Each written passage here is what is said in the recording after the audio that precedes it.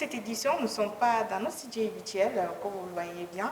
Nous avons le privilège d'être reçus dans le bureau du colonel Lassina Toroula, président directeur général des aéroports du Mali. Et c'est donc dans ce cadre exceptionnel que nous allons aborder le thème du jour, le rôle de l'aéroport dans l'économie malienne, impact sur le commerce et le tourisme. Un sujet crucial qui nous permettra de comprendre comment les aéroports participent activement au développement du pays, tant sur le plan commercial et touristique. Alors, sans plus tarder, nous allons accueillir notre invité d'honneur. Bonjour, monsieur. Bonjour. Vous allez bien, j'espère? Oui, ça va et vous-même? D'accord.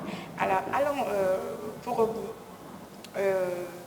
commencer. Pouvez-vous présenter à nos chers internautes, vous parler de votre parcours et nous expliquer vos principales responsabilités en tant que président directeur général des aéroports du Mali? Merci beaucoup et bienvenue. Et merci à vous tous et bonjour à nos téléspectateurs. Et moi, je suis le colonel Lassina Toroula, je suis le PDG des aéroports du Mali. Et brièvement, donc, après avoir obtenu mon bac en 1998 avec mention, j'ai intégré la faculté des sciences techniques. Et après l'obtention d'une licence en physique appliquée, j'ai eu la chance de rejoindre l'école de l'air en France dans le cadre de la coopération française. Et donc, coopération militaire. Et donc, j'ai effectué ma formation à peu près un peu moins de 5 ans, formation d'officier, la formation de pilote de transport. Donc, quand je suis arrivé, donc j'ai participé donc aux opérations militaires et aujourd'hui, je suis le PDG des aéroports. J'ai environ un peu plus de 10 000 heures de vol aujourd'hui. Et donc, j'ai la chance aujourd'hui, expérience extraordinaire, de pouvoir être à la tête aujourd'hui des aéroports du Mali. D'accord. Oui, nous rappelons que le PDG, le président directeur général des aéroports du Mali, est chevalier de l'ordre national, ce n'est pas un des moindres. Et le choix porté sur lui est bien très très fructueux et puis très efficace. Oui. À la tête des aéroports du Mali depuis 3 ans, quelle est la décision stratégique qui vous a le plus marqué durant votre mandat? Merci beaucoup, mais permettez-moi d'abord quand même de remercier les plus hautes autorités pour la confiance portée sur ma modeste personne, son Excellence le Président de la Transition, le Premier ministre, le ministre des Transports et des Infrastructures et l'ensemble des personnels. Depuis que j'ai été mis à la tête des aéroports, je crois que nous avons reçu des instructions claires de la hiérarchie, donc de faire en sorte qu'on puisse redonner l'image de notre porte d'entrée, notre vestibule, qui est notre aéroport. Vous savez, le Mali est un pays qui n'a pas de débouché sur la mer. Donc, ce qui fait que notre aéroport constitue notre port principal, notre porte d'entrée. C'est donc notre vestibule. Et notre mission à nous, c'était vraiment de faire en sorte que quand les gens viennent de l'étranger, quand ils entrent, il faut qu'ils puissent... c'est la première image qu'ils voient. Et quand ils sortent, c'est la dernière image qu'ils voient. Donc, il était important pour nous, conformément aux instructions, de pouvoir vraiment améliorer cette image-là. Donc, la plus grande décision que j'ai pu d'abord faire, parce que, vous savez, dans chaque structure, il y a forcément des problèmes, mais il ne s'agit pas de fermer les yeux sur les problèmes, il s'agit de chercher à identifier la nature des problèmes et pouvoir apporter les solutions qu'il faut.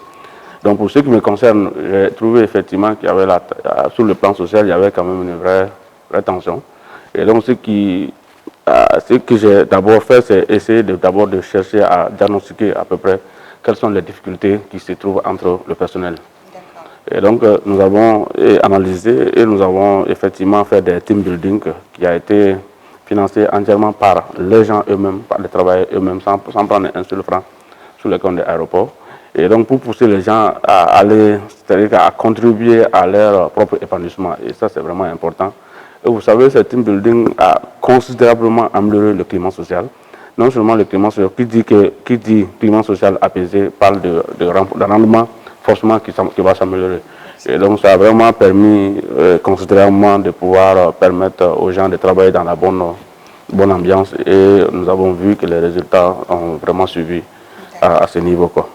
Oui, Alima, il y a une question qui me taraude l'esprit. Je voudrais savoir pourquoi les choix portés. Qu'est-ce qui a motivé les choix du président de la transition sur le colonel Togola? Pourquoi lui précisément? Bon, je ne sais pas si moi je peux répondre à cette question, mais dans tous les cas, une chose est sûre, c'est que moi je suis un soldat. Le président de la transition m'a dit de venir ici. Même si il me dit de monter dans les nuages, je monterai tant que je le peux. Donc on m'a confié une mission, je suis arrivé ici. Le choix, je pense que c'est peut-être lui seul qui peut dire pourquoi il a fait. Mais une chose est sûre, c'est que nous allons tout faire pour pouvoir honorer ce choix qu'il a porté souvent sur notre personne. Merci, merci.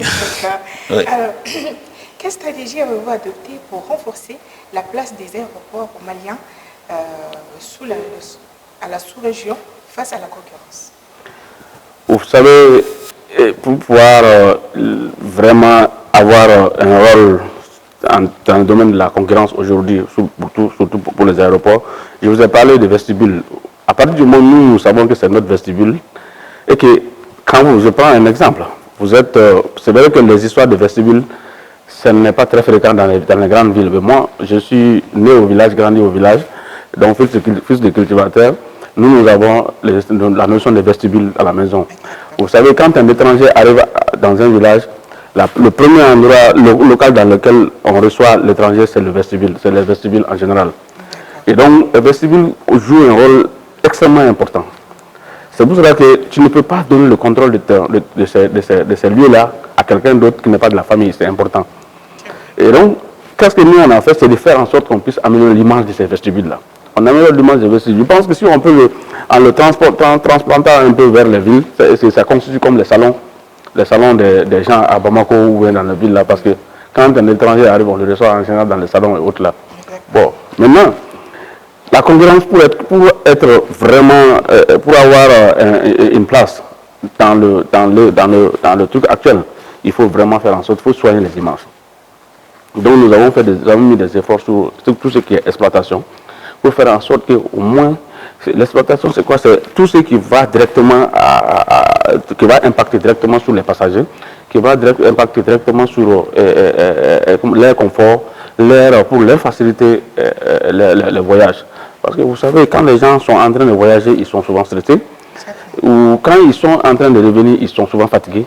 Et donc, il faut être là, il faut veiller à ce qu'ils puissent vraiment se sentir à l'aise. Et ça, vraiment, c'est vraiment ce qu'on nous a demandé. Les instructions que nous avons reçues, nous ne faisons que les appliquer. Et ça, c'est vraiment important. Nous avons aussi cherché aussi à être présents dans les événements internationaux. Les événements internationaux, parce qu'au fait, si on ne sort pas pour montrer notre image, pour montrer l'image de notre pays, ou en tout cas notre entreprise, on aura du mal à pouvoir faire la même chose que... Donc c'est important, nous avons effectivement cherché à faire non seulement des trucs d'immersion, des voyages d'immersion dans certains aéroports pour chercher à savoir ce qu'ils font, pour essayer d'améliorer ce que nous n'avons pas chez nous. Et nous avons aussi permis aussi aux agents de pouvoir voyager pour aller voir un peu ce qui se passe chez les autres, pour qu'au moins ils puissent appliquer les agents qui sont souvent en contact direct avec les passagers. Nous avons engagé ces processus-là pour qu'ils aillent voir un peu ce qui se passe chez les autres, pour qu'on puisse améliorer ça chez nous. Donc ce qui est important, c'est vraiment en essayant d'aller prendre chez les autres ce que nous n'avons pas, qui va faire en sorte que la concurrence, là, vraiment, nous serons à un niveau acceptable au niveau de la concurrence. Et ça, c'est vraiment important. Et ça, c'est vraiment ce que nous avons, en tout cas pour le moment, ce que nous avons voulu instaurer, mettre en place. Alima, nous pouvons dire que le travail abattu par le PDG tape à l'œil, parce que vu la concurrence, est-ce que selon lui on peut se targuer, taper la poitrine pour dire que les aéroports du Mali constituent la véritable vitrine du Mali? Parce qu'il a dit que c'est le vestibule du Mali, le port d'entrée du Mali. Est-ce que selon lui c'est l'une des belles vitrines du Mali? Merci beaucoup. Vous savez, comme je vous dis une fois de plus, la hiérarchie a été claire, c'est-à-dire que c'est notre porte d'entrée. Et donc forcément c'est notre vitrine. Comme c'est notre porte d'entrée, et d'ailleurs, je profite même pour parler de l'année 2025 a été déclarée comme année de la culture. Vous savez, nous sommes actuellement en coordination avec le ministère de la Culture pour embellir carrément les aéroports pour pouvoir monter à l'image du Mali. Vous savez, ils n'ont pas choisi d'aller faire ça à l'entrée, à une autre entrée. Ils ont choisi de faire ça à l'aéroport parce qu'ils savent que c'est l'entrée principale. Donc c'est notre vitrine. Et donc c'est vraiment important que chacun, même si vous n'êtes pas travailleur de l'aéroport du Mali, que nous puissions tous contribuer à vraiment faire embellir cette image-là, à faire en sorte que cette image soit vraiment la meilleure possible. C'est vraiment ça en fait. Donc vraiment c'est notre vitrine et nous devons vraiment la tenir comme ça doit être tenu. Merci. D'accord. Monsieur le colonel, quelles réformes internes ont été nécessaires pour améliorer la performance à la gouvernance des aéroports du Mali? Bon, les réformes, il y en a beaucoup, mais dans tous les cas, moi quand j'ai pris les commandes, j'ai regardé d'abord, je me suis donné le temps à peu près 3 mois pour chercher à savoir un peu ce qui se passe. Après, j'ai vu quand même qu'il y a beaucoup de dysfonctionnements dans la gestion des ressources humaines. Il y a beaucoup de dysfonctionnements dans la gestion pratique même du système.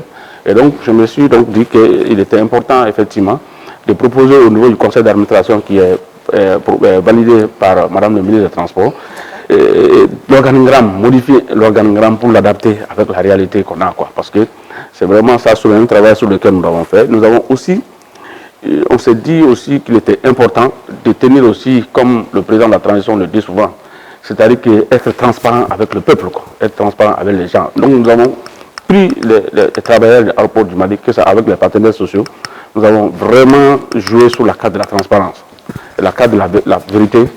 Et on peut dire la vérité à son ami sans le blesser, hein, mais ça c'est vraiment important, c'est la technique que nous avons appliquée. Mais nous avons surtout mis un effort sur le fait que, c'est-à-dire quand tu dis quelque chose là, il faut le faire. Si tu ne peux pas faire quelque chose, il ne faut pas dire.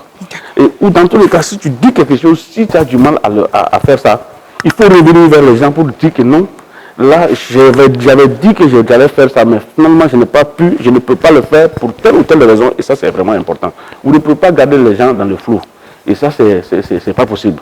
Nous avons aussi cherché à savoir un peu. On a mis des commissions en place pour essayer de réfléchir un peu sur les relations qu'il y a, les problèmes internes qui se trouvent dans la structure. Parce que tant qu'il y a beaucoup de problèmes internes, vous allez voir que ça va jouer forcément sur le rendement. Et donc, nous avons regardé un peu de fond en comble pour voir un peu quels sont les différents problèmes qu'il y a.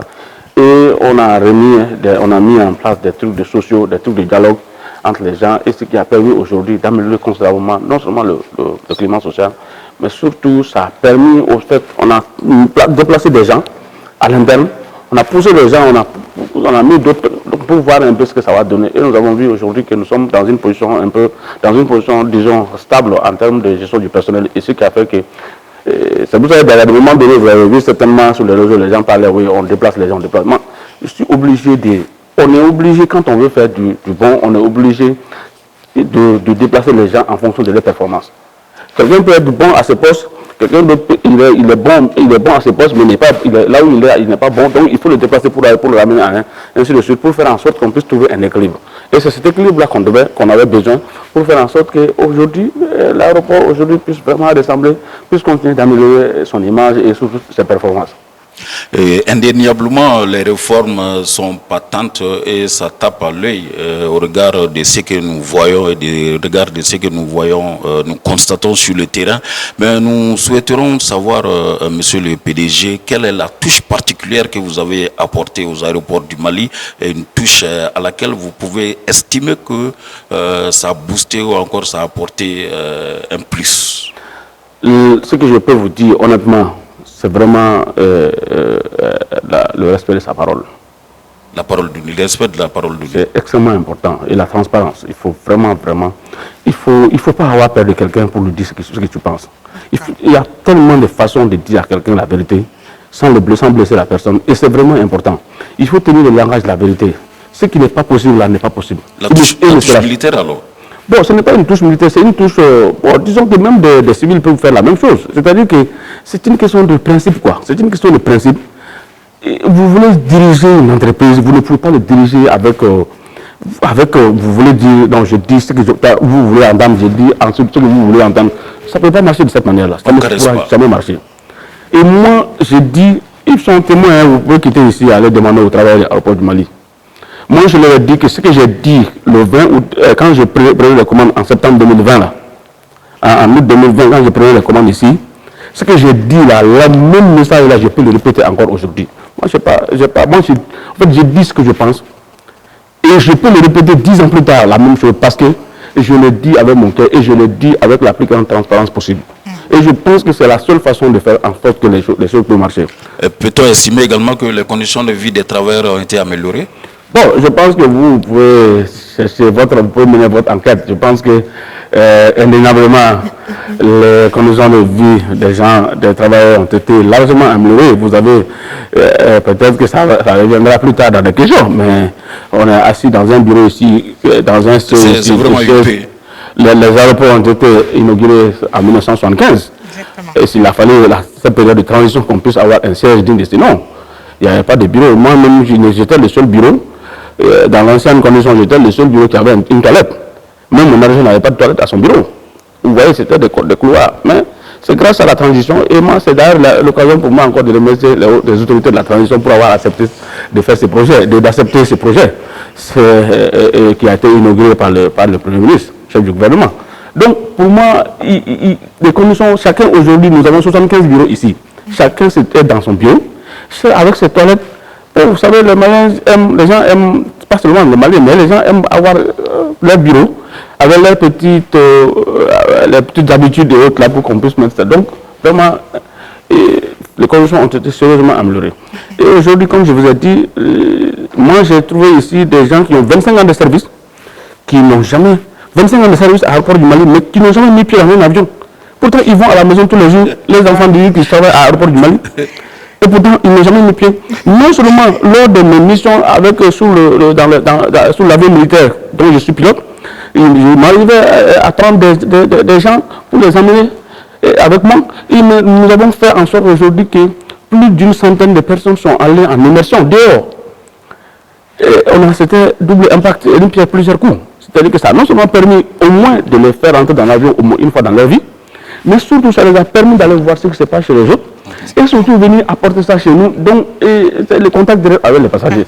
Donc vous voyez, c'est vraiment cet ensemble-là qu'on a mis en place pour faire en sorte que les gens se sentent aujourd'hui confiants et les gens sont prêts à suivre l'idéal de la transition sans réfléchir, avec le sacrifice qu'il faut. Et c'est ça qui est important. Donc moi, l'objectif, c'était vraiment de ramener les gens à la cause, que les gens puissent adhérer à la cause. Et ça, c'est vraiment important. Merci. D'accord. Alors, monsieur le colonel, quel partenariat stratégique avez-vous jugé indispensable pour le développement du secteur aéroportuaire? Le partenariat, vous savez, c'est important. Ce partenariat stratégique-là, déjà, ça commence par le secteur aérien. Oui. C'était important qu'on puisse, tout le secteur aérien puisse entrer par la même porte et sortir par la même porte.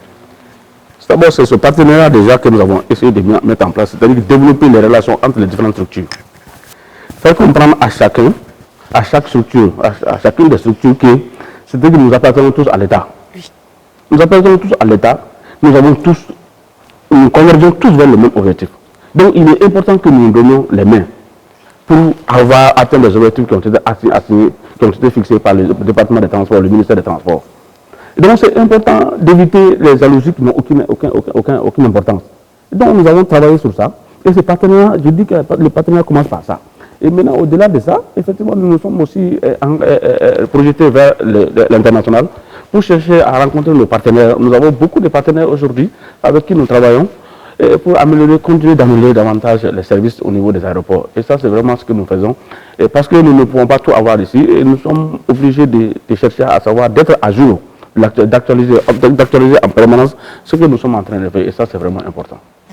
Oui, il a tantôt parlé de démystification ou de mystification des aéroports, parce que dans sa précédente intervention, le DG a eu à expliquer que 25 ans, il y a certains qui n'avaient pas mis pied dans l'avion. C'est pour dire que le système aéroportaire est mystifié au Mali. Qu'est-ce que vous comptez apporter pour que l'avion ne soit plus un mystère pour les Maliens? Bon, c'est une très bonne question. Moi, je pense que vous savez, au départ, on dit, les gens pensent globalement que, c'est-à-dire que quand on prend un billet, enfin, quand on voyage en avion, c'est parce qu'on a les moyens. Bon, les luxes. Voilà, les luxes. ce n'est nécessairement pas forcément ça. Aujourd'hui, l'aviation, aujourd'hui, c'est beaucoup de chiffres d'affaires. Et donc, c'est d'ailleurs la raison pour laquelle le président de la transition a décidé de créer Mali Airlines, sa nouvelle compagnie aérienne nationale. Et d'ailleurs, qu'on développe, on parlera de ça certainement plus tard, parce que c'est un sujet sur lequel qui reste extrêmement important et qui va certainement améliorer considérablement la visibilité des aéroports du Mali. Et ça, c'est vraiment important, parce que c'est des choses qui ne peuvent pas aller sans l'une sans l'autre, c'est pas possible. Donc, il faut que les gens comprennent ça aussi. Donc, pour moi, c'est vraiment important qu'on sache que tout ça là, c'est des actions qui sont concurrentes et qui doivent pouvoir avoir les mêmes résultats. Parlant d'actions concurrentes, vous avez parlé des partenariats stratégiques. Parmi ces partenariats, est-ce que vous avez mis l'accent sur la communication afin que l'aéroport du Mali soit plus visible? On sait que c'est déjà visible, mais est-ce que vous avez apporté une touche particulière à la communication? Bon, c'est vrai que je vais être honnête avec vous. La communication n'a pas été notre point fort. Hein. Ça, ce n'est pas tout à fait notre point fort. Nous relevons du département des transports, donc du ministère des Transports. Et vous savez, même si on est commercial, nous ne sommes pas très communicatifs, parce que vous savez, même dans l'organigramme, on n'a même pas de cellule de communication. C'est tout récemment, lors du conseil d'administration passé, que nous avons inséré la création d'une cellule de communication. Donc on n'est pas vraiment fort dans ces domaines, parce que nous étions beaucoup plus concentrés à chercher de l'argent plutôt qu'à communiquer. Donc, oui, mais la communication, c'est le marketing également. Oui, c'est le marketing, c'est très bien. Bon, maintenant, nous allons, comme vous êtes en train de le dire, on va certainement améliorer ça dans les jours à venir. Inch'Allah. Maintenant, je pense que le peu de communication qu'on est en train de faire me semble être maîtrisé à ce stade. Et donc pour moi, ce qui compte, c'est la maîtrise de la communication. Après le reste, on verra quoi. D'accord. Le secteur aérien évolue rapidement. Quelles décisions ont été prises pour préparer ADM au nouveau défi? Le secteur aérien évolue rapidement. Vous avez vu que le Mali aussi est en train d'évoluer rapidement. Parce que même si des gens sont contre nous, nous on s'en fout, on va avancer. Le Mali est en train d'avancer. Hein. Le Mali avance à grands pas. Beaucoup de choses ont été faites durant les dernières années. La preuve, c'est que malgré les conjonctures économiques difficiles, malgré la situation géopolitique difficile, nous avons quand même fait des grands pas. Beaucoup de choses ont été faites. Les gens peuvent fermer leurs yeux. S'ils veulent fermer leurs yeux, ils peuvent fermer leurs yeux. Mais dans tous les cas, si tu ne veux pas voir ce qui se passe, ce qui est en train de se passer, ce que tu ne veux pas voir, sinon le Mali est en train d'avancer. Et donc, nous faisons tout pour que nous puissions être au devant des choses. C'est ça, en fait. Nous souhaiterons savoir avec Monsieur le Président Directeur Général, au-delà de la digitalisation, de la durabilité et de la sécurité, dans le secteur aérien du Mali, est-ce que vous comptez apporter de la touche également aux aérodromes locaux, c'est-à-dire les transports locaux dans les régions? Merci beaucoup. Effectivement, la digitalisation, je pense que vous avez vu ça à la télé, même l'autre jour encore. Nous avons, grâce à cette digitalisation, nous pouvons dire que l'aéroport quand même a augmenté ses chiffres d'affaires d'un niveau assez élevé. Parce que je pense juste l'exemple sur le parking, autrefois qui n'était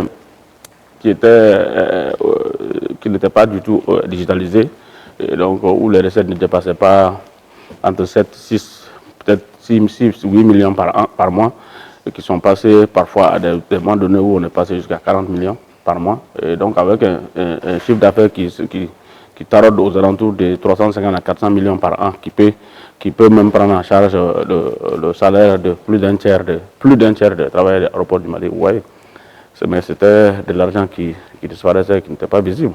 C'est encore une fois de plus, grâce à la transition et à cette digitalisation lancée par le président de la transition, qui a fait que nous avons quand même pu au moins générer ces ressources supplémentaires qui aident aujourd'hui considérablement l'aéroport du Mali dans sa politique de développement. Vous avez parlé des aéroports de l'intérieur. Nous avons effectivement travaillé sur beaucoup d'aéroports de l'intérieur en coordination avec l'Agence nationale de l'aviation civile. Vous savez que l'aéroport par exemple l'aéroport de Tombouctou, nous avons, depuis 2021, on a réhabilité l'aérogare secondaire qui a été inauguré par le feu président Modibo Keïta dans le temps. qui était en état vraiment délabré. On a réhabilité pour que Sky Mali puisse commencer à desservir.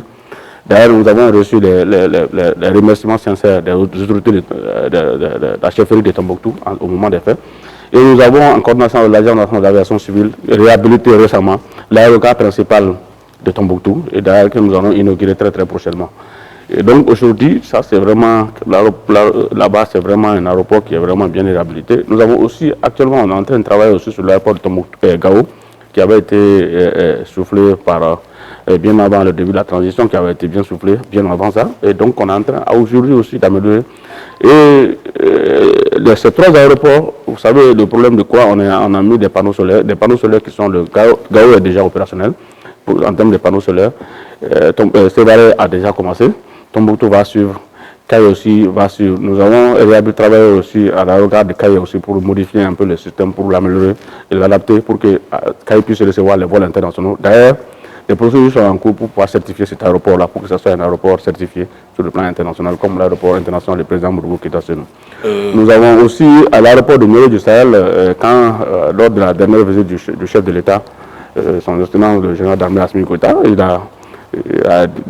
nous a instruit effectivement de voir si on peut mettre un salon d'honneur. Nous avons aujourd'hui un salon d'honneur qui est déjà là-bas, qui a été fait et qui est opérationnel aujourd'hui et qui peut, peut-être ça n'a pas été encore inauguré, mais le salon est déjà fait et qui est bon. Et donc notre ambition, et même l'aéroport de Ségasso aussi, nous avons fait apporter de l'amélioration. Maintenant, tout ça va être renforcé par la création de Mali Airlines. Mali Airlines, notre compagnie nationale, qui va pouvoir travailler pour pouvoir faire en sorte que, parce que c'est un sujet sur lequel je voulais revenir après, mais bon, je crois que maintenant on va profiter pour parler de ça, parce qu'au fait, ce que les gens ne comprennent pas, c'est que Mali Airlines et Aéroport du Mali sont comme 2 poumons dans le même corps. Vous savez, 2 poumons dans le même corps, et donc c'est important, et si on veut que Mali Airlines puisse se développer, il faut qu'on puisse l'accompagner par la création d'infrastructures, c'est-à-dire que les hôtels et les centres commerciaux, ils vont faire en sorte que Bamako est naturellement, la ville de Bamako est naturellement, sur le plan géographique, est naturellement un hub. Mais malheureusement, dans les faits, ce n'est pas un hub. Parce que nous n'avons pas mis les conditions pour que ça soit un hub. Et donc, avec la création de Mali Airlines, nous allons faire en sorte que Bamako puisse vraiment profiter de sa position géographique pour que ça soit ce hub dont on est en train de chercher depuis longtemps.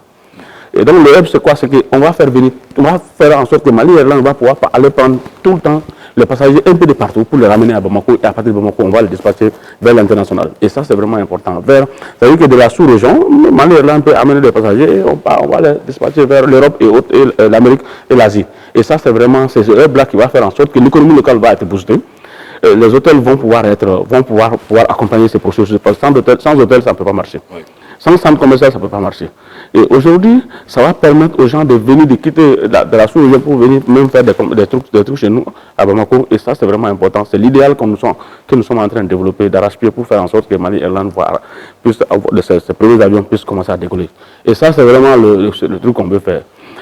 Et vous allez voir que dans les semaines et les mois à venir, vous allez voir que l'image va changer complètement et les ressources vont augmenter. Ok, merci. Oui. Alors, en matière d'investissement, quel était le choix le plus audacieux que vous avez validé pour l'avenir de ce aéroport? En matière d'investissement, bon, disons, c'est d'abord le premier truc que je peux vous dire, ça c'est vraiment la formation du personnel. Parce que vous savez, sans ressources humaines adaptées, on ne peut pas avoir de résultats.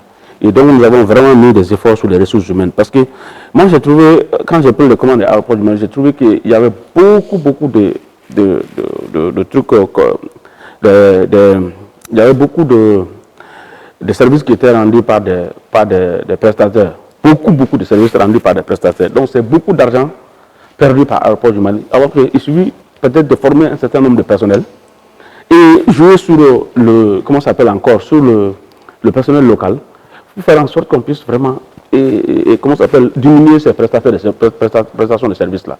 C'est vraiment important.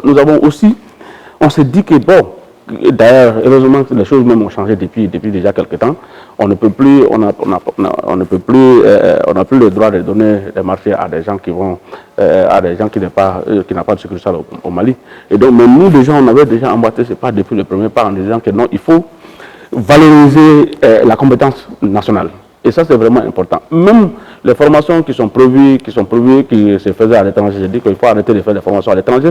Nous avons des compétences au Mali. Donc, on va essayer de faire en sorte que l'économie puisse pousser notre économie nationale au lieu d'envoyer de l'argent à l'étranger. Et voilà, c'est ce qu'on est en train de faire. Ça, ce sont les I. Vous voyez les sièges aussi. Ça, c'est vraiment le choix le plus audacieux, accepté et validé par la hiérarchie. Et donc, il a vu le jour et donc dans lequel nous sommes aujourd'hui. Vraiment, c'est ce que je peux dire.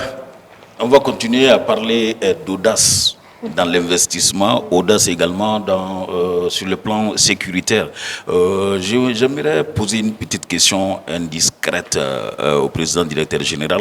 Il y a une année de cela que notre aéroport a été investi par des forces malsaines, et à la suite de laquelle vous vous êtes investi personnellement. J'ai ouï dire, j'ai entendu ça, que vous vous êtes investi personnellement et un peu dans la discrétion pour amener la sécurité. Pouvez-vous nous parler de cette épopée-là?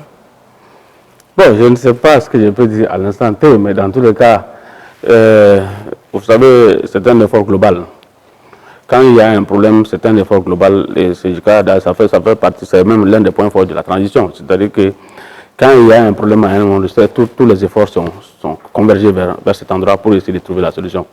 Et donc, en tant que premier responsable des aéroports, j'étais obligé quand même d'être là. Ça, il n'y avait pas d'autre choix. Même si on devait perdre la vie ici, c'était pour de bonnes causes. Pour moi, mourir pour son pays, c'est la chose la plus noble qui puisse exister, dans tous les cas. Dans tous les cas, qu'on meurt aujourd'hui ou qu'on meurt hier, dans tous les cas, demain on finira par mourir, dans tous les cas. Donc, ce qui est important, c'est vraiment de saluer l'effort des forces de défense et de sécurité, effectivement, pour la convergence massive des efforts qui ont été effectivement déployés ces jours-là pour qu'on puisse trouver rapidement la solution. C'est vraiment ça, quoi. Donc, moi, ma personne n'est rien dans ça, mais j'étais quand même là. J'étais là quand les choses se faisaient. Pourquoi ne pas vouloir vous afficher, montrer vos efforts, parce que c'est de la communication aujourd'hui? Non, moi, on n'a pas besoin de communiquer. C'est-à-dire que quand tu veux faire quelque chose pour ton pays, là, tu n'as pas besoin de communiquer. Ce qui est important, là, si les gens, c'est pour ça que dans mon langage, je vous ai dit, si les gens ne voient pas ce que la transition est en train de faire aujourd'hui, peut-être ils ont décidé peut-être de fermer leurs yeux, ou bien ils ont décidé de crever leurs yeux pour ne pas voir les efforts qui sont déployés. Maintenant, est-ce qu'on a besoin vraiment de ton travail à toi? Est-ce qu'on a besoin d'aller devant les gens pour dire que non, c'est ce que je suis en train de faire? Non, laisse les gens apprécier. Moi, c'est ce qui est important. Et vous avez vu que la transition, qu'est-ce qu'on demande? On dit à la transition qu'on ne communique pas beaucoup. Ça fait partie des principes qui ont été adoptés. On n'a pas besoin de trop parler pour notre travail. C'est-à-dire qu'il faut travailler. Les gens apprécieront. C'est là qui sont de bon sens là, qui ont un bon sens là, ils vont apprécier. Ceux-là qui n'ont pas de bon sens, bon, ils critiqueront. Malgré tout ça, les gens continuent de nous critiquer. Mais ce n'est pas un problème. Nous, on ne regarde pas, on n'écoute pas les critiques. Nous, on avance. C'est-à-dire qu'on a besoin, les critiques positives, parce qu'il y a des critiques qui sont positives, il y a des critiques qui ne sont pas positives, qui n'apportent rien à la chose. Parce que si tu critiques quelqu'un, si tu n'es pas capable de lui proposer quelque chose, tu n'as rien dit. C'est-à-dire que quand tu critiques quelque chose, quelqu'un là, il faut lui proposer quelque chose. Comme ça, la personne va s'améliorer. On a besoin surtout des gens qui sont capables de nous critiquer, mais surtout qui nous proposent des solutions en échange, parce que c'est important. Nous ne pouvons pas tout savoir. Donc, notre mission, c'est de faire en sorte que, c'est-à-dire que ce que nous ne savons pas, qu'on puisse prendre ça chez les autres pour pouvoir améliorer, parce que nous voulons améliorer. Nous nous sommes inscrits dans l'amélioration continue. Nous nous sommes inscrits dans le fait que ce pays-là se développe. Et donc, dans cette droite ligne-là, qui est dessinée par le président de la transition, chacun doit pouvoir se voir dedans, chacun doit pouvoir se sentir dedans. Et ça, c'est vraiment important. D'ailleurs, c'est ce que j'ai dit aux gens. Vous savez, ne prenez pas le temps d'écouter des gens qui ne sont pas capables de vous donner des choses, des chemins, des parchemins. Des gens qui sont capables de vous critiquer et ne pas vous apporter quelque chose. Il ne faut pas prendre le temps de les écouter, ce n'est pas la peine. Des gens qui vous tirent vers le bas là, on n'a pas le temps pour ça. Les gens qui vous tirent vers le haut, allez-y avec eux. On va aller. Le Mali là va se remettre en place. On va laisser les gens parler et aux aéroports du Mali, ça travaille. Notre émission continue son petit bonhomme de chemin. Oui. Question. Alors, monsieur le colonel, quelle est selon vous la plus grande opportunité économique que le Mali peut saisir grâce à ces aéroports? Je reviens encore sur mes mots. La plus grande opportunité, ça c'est vraiment l'opérationalisation de Mali Airlines, la compagnie aérienne Mali Airlines. Les gens ne comprendront pas pourquoi je parle de ça, mais vous savez, si Mali Airlines aujourd'hui, c'est la meilleure idée qu'on puisse avoir, qu'on ait pu avoir à créer une compagnie aérienne nationale. Nous sommes un pays qui fait plus d'1 241 000 km², l'un des pays les plus vastes de la sous-région. Et donc déjà, même le défi du transport même intérieur, c'est un défi déjà, ça c'est vraiment important. Nous sommes un pays qui n'a pas de débouché sur la mer. Et donc, avec la mise en place de Mali Airlines, nous allons non seulement développer le trafic. Vous savez, le trafic passager ne constitue que peut-être 20% ou 20-25% des recettes d'une compagnie aérienne. Mais aujourd'hui, le cas particulier du Mali, c'est que nous n'avons pas de débouché sur la mer. Oui, mais monsieur le directeur général, nous avons constaté que les Maliens sont nostalgiques de Air Mali. Au lieu de Mali Airlines, pourquoi on n'a pas opté pour Air Mali? Non, le titre n'a pas d'importance. Ce qui est important, c'est de voir des avions au nom du Mali voler dans le ciel malien et le ciel international. C'est ça. Il faut que les gens, faut pas que les gens s'accrochent sur des termes. Le meilleur aéroport, nous voulons continuer de développer pour faire en sorte que notre aéroport soit beaucoup plus attractif, qu'il puisse avoir beaucoup plus le nombre de passagers le plus élevé. C'est vraiment ce que nous voulons développer. Et nous sommes en train de travailler avec notre département par rapport à ça. Il y a une autre question qui était axée sur l'accueil. Oui, l'accueil des touristes étrangers, bon, ça n'a pas changé. Nous accueillons comme la direction d'exploitation ou direction commerciale travaille d'arrache-pied, comme je vous ai dit dans mes interventions, c'est que nous faisons tout pour améliorer l'image de notre vestibule, notre point d'entrée, notre vitrine. Et donc, vraiment, nous serons prêts et contents de recevoir des touristes étrangers. Il n'y a pas de problème. Nous, on n'a pas de problème avec ça. On est un pays d'hospitalité. Oui. Merci. Toujours, nous avons un auditeur au bout du fil. Allô? Oui? Bonjour, monsieur. Présentez-vous. Oui, ça va.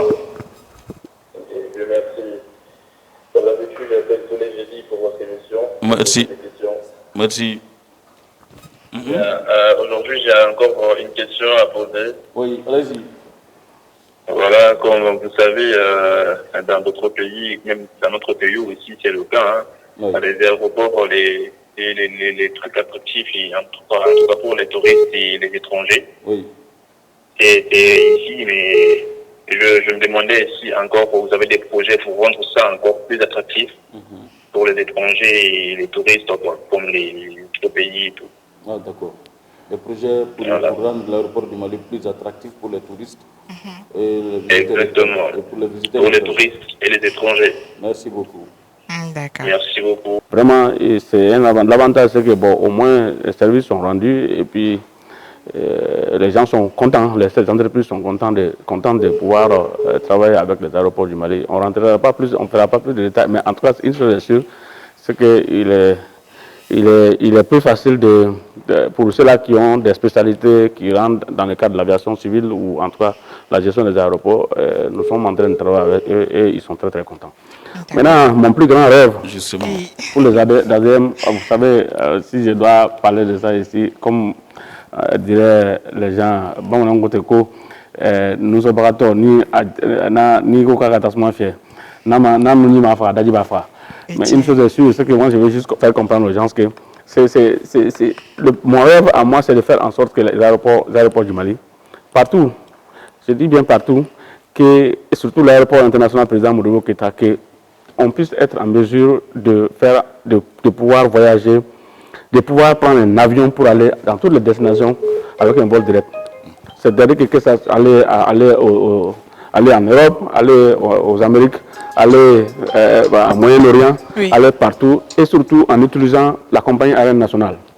Ça, vraiment, c'est le plus grand rêve que moi je veux.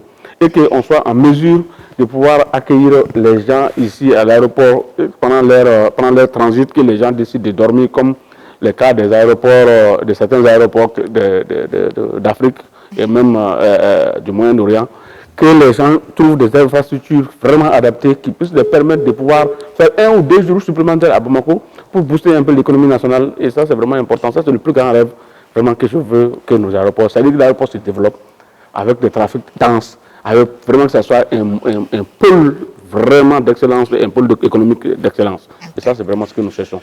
Merci, je suis là, Monsieur le Président. La collaboration avec les agences et hôtels pour promouvoir le tourisme. Bon, évidemment, nous sommes pas seulement avec les hôtels, on est avec le ministère du Tourisme. On est en coordination avec le ministère du Tourisme pour faire en sorte qu'on puisse voilà, promouvoir ces élans-là. Bon, maintenant, nous travaillons aussi étroitement avec les agences, ça, il n'y a pas de souci. Donc, vraiment, pour cette question, je pense que vraiment la direction commerciale est en train de travailler d'arrache-pied dessus pour faire en sorte que cet aspect soit pris en compte. Bon, il y a une dame qui dit espoir d'avoir un aéroport comme Dakar et Abidjan. Bon, je ne sais pas pourquoi la personne pense que l'aéroport de Dakar ou l'aéroport d'Abidjan est meilleur que l'aéroport de Bamako. Et vous savez, la particularité de notre aéroport sur la quasi-totalité de tous les aéroports d'Afrique sont actuellement les aéroports qui n'appartiennent pas à l'État. L'aéroport du Mali appartient à l'État 100%. Les autres, la plupart de ces aéroports sont des aéroports qui sont sous-traités. Et donc nous devons être fiers vraiment de ça. Nous devons être fiers de ça. C'est notre aéroport appartient à l'État 100%. Pas de sous-traitance, rien du tout. Ça appartient à l'État 100%, c'est un truc étatique. Et d'ailleurs, c'est grâce à la transition, c'est encore les autorités de la transition qui ont décidé à ce que l'aéroport ne soit pas vendu, ça aurait pu être vendu. Et donc, moi, c'est le lien, encore une fois de plus. Je crois que tout le monde doit se saisir de ça là pour remercier encore les hautes autorités pour avoir pris la décision. Je pense que si les gens ont suivi les discours du président de la transition, il en a parlé à Kaï, il en a parlé dans son discours à Ségou, lors de ses passages dans des meetings de trucs. Donc, pour moi, c'est clair, c'est aussi clair que ça. C'est que moi, la comparaison qu'on puisse faire là, c'est que nous fonctionnons de façon autonome aujourd'hui, sans dépendance de qui que ce soit. Et ça, c'est vraiment important. Donc maintenant, moi, je ne me compare pas à Abidjan ou à Dakar. Je suis très très à l'aise ici. Exactement. Et mon pays, aucun pays n'est meilleur que mon pays, pour ce qui me concerne. Alima, notre émission tend vers sa fin désespérément, mais on aurait souhaité savoir la relation entre l'ANAC et la SECNA. La collaboration, est-ce que c'est au bon fixe? Bon, l'ANAC et la SECNA, moi je ne me vois pas dans ça, mais je suis aéroport du Mali. Mais une chose est sûre, ce que je vous ai dit, le plus grand challenge, ça faisait partie des trucs stratégiques que j'ai parlé avec madame tout à l'heure, c'est que nous avons fait en sorte que les relations entre ces structures-là soient vraiment au beau fixe. Et Dieu merci, sous le leadership de madame le ministre des Transports, ces structures sont aujourd'hui vraiment en bon terme, mais dans les mains. Et nous travaillons pour faire en sorte que le secteur aérien puisse prendre de l'envol. Et ça, c'est vraiment important. Donc, c'est ce que je peux dire. Oui, la dernière question, Alima. D'accord. Avec le recul, y a-t-il une décision que vous aurez souhaité prendre autrement? Avec le recul, je dirais qu'il faut qu'on accélère la mise en place de Mali Airlines. D'accord. Et c'est ça qui va changer le visage complètement de l'aéroport du Mali. D'accord. Je dirais aussi qu'il faudra qu'on accélère aussi le processus de construction de l'hôtel, du centre commercial. Ça va encore davantage améliorer l'image de l'aéroport du Mali. Une chose est sûre, c'est que nous voulons créer un hub, nous voulons faire de Bamako, nous voulons que Bamako, compte tenu de sa position géographique, puisse revenir dans ses droits, c'est-à-dire de hub naturel. Oui. Vous voyez, et donc, c'est grâce à ces projets Mali Airlines, l'hôtel, le centre commercial, qu'on va faire en sorte que Bamako va redevenir un mégapole où les gens vont tous se retrouver. Et les gens vont venir faire la fête, les gens vont dépenser. Et le Mali va gagner économiquement. C'est ce que nous voulons. Ça, c'est vraiment... c'est vraiment le rêve, le truc qu'on veut que ça se fasse le plus rapidement possible. Et je sais qu'avec le soutien indéfectible des hautes autorités, on va y arriver très très rapidement. D'accord. Alors, enfin, quel est le message stratégique adressez-vous aux partenaires économiques et institutionnels qui suivent évoluer les aéroports maliens? La seule chose que je peux dire aux partenaires stratégiques et économiques, que ce soit des partenaires des trucs maliens, que ce soit des trucs internationaux, c'est de les inviter à venir. Le Mali est une terre d'accueil, une terre vraiment où les opportunités ne font que sortir. Un pays, une terre d'opportunité, une vraie terre d'opportunité. Vous voyez, pour ceux-là qui ne comprennent pas, ils peuvent se plonger dans les documents. Pour ceux-là qui ne comprennent pas, ils peuvent aller voir les économistes. Pour ceux-là qui ne comprennent pas, ils peuvent même aller voir les vieux. On leur dira que le Mali dans quelques années, vous allez voir que le Mali, les gens chercheront à venir. Les gens vont se piétiner pour venir au Mali. Ça, moi, je n'ai même pas de doute sur ces points-là. On va lui demander de nous donner les mots de la fin, quand même, les mots de la fin. Un appel à lancer à l'endroit. Non, moi, je veux juste que les gens puissent comprendre que nous sommes dans une période très particulière, une période de transition, et je veux juste que les gens comprennent que nous avons tellement de défis à relever que nous avons besoin du soutien de tout le monde. Nous avons besoin du soutien de tout le monde. D'accord. Nous ne pouvons pas faire... chaque Malien doit pouvoir se sentir concerné. Chaque individu, chaque Malien. Notre terre, c'est notre terre. C'est là où nos ancêtres sont enterrés. C'est là où nous allons être enterrés. Nous n'avons pas d'autre terre que le Mali. Nous n'avons que le Mali et c'est seulement le Mali qui fait notre bonheur. Et point. Il faut que les gens se saisissent de ça une bonne fois pour toutes. Ce n'est pas une question d'homme, c'est une question de Mali. Mon côté, donc les gens comprennent ça. C'est dernier pour ceux-là qui sont égarés, qui reviennent aider la transition à construire cette nation-là, cette grande nation.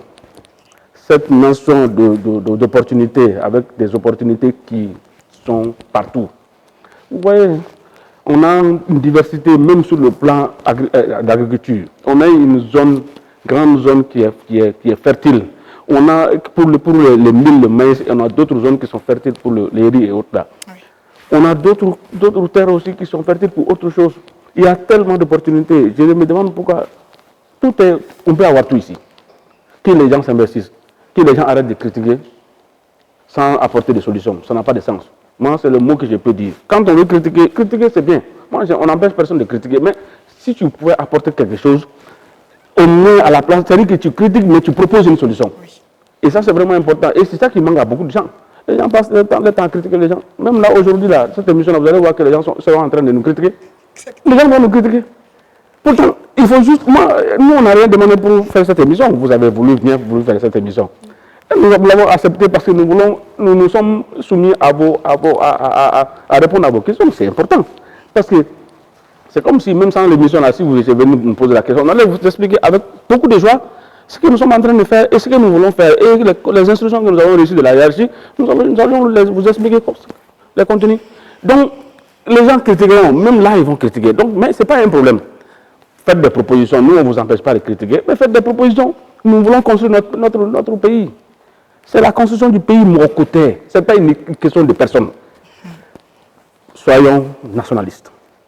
Si on ne peut pas être nationaliste, il faut être patriote quand même. Et puis, pense à un moment donné que quel que soit Alpha, si aujourd'hui tu n'es pas là, pense à un moment donné que ce Mali-là t'a rendu des services. Même le fait d'être né déjà ici, le fait même d'être né malien, c'est déjà un service que le Mali t'a rendu. Donc pourquoi se mettre à critiquer au hasard sans faire des propositions? Vraiment, c'est le mot que je veux dire. En tout cas, je remercie les téléspectateurs, je remercie les hautes autorités, je remercie ma hiérarchie, je remercie l'ensemble des travailleurs de l'aéroport du Mali. Mes remerciements aussi vont à vous pour vraiment les questions, même si on n'a pas été, des problèmes de réseau se sont posés, on n'a pas pu. Malheureusement, si vous voulez faire des choses comme ça, comme on dit souvent, il faut vous projeter un peu dans le temps, parce que moi, je m'étais vraiment soumis à l'exercice, mais je peux tout simplement dire qu'il y a un de ça là. En tous les cas. On espère que vous allez nous ouvrir des portes éventuellement et nous allons venir mettre la lumière, traquer les projecteurs sur les aéroports du Mali. Sur ce que vous... Pas de problème. Notre mission, c'est vraiment être au service des passagers. Je vous remercie. D'accord. Alors Isaac? Oui. Ok, donc on arrive à la fin de notre émission. Merci à vous, chers internautes, d'avoir été avec nous pour cette émission spéciale ADM, Aéroport du Mali. Nous espérons que ce numéro vous a permis de mieux comprendre l'importance des aéroports dans le développement économique et touristique de notre pays. Un grand merci à notre invité, Monsieur le colonel Lassina Torola, président directeur général des aéroports du Mali, pour sa disponibilité et ses éclairages qu'il a bien voulu partager avec nous. Merci également à mon co-présentateur Isaac et surtout à vous, chers internautes, pour vos appels, vos questions, pour votre fidélité. Vous êtes avec nous chaque semaine et vraiment c'est un réel plaisir. Avant de se quitter, nous adressons un chaleureux coucou à notre partenaire GM Store qui est dans la vente de téléphones, tout ce qui est accessoires, écouteurs, tout.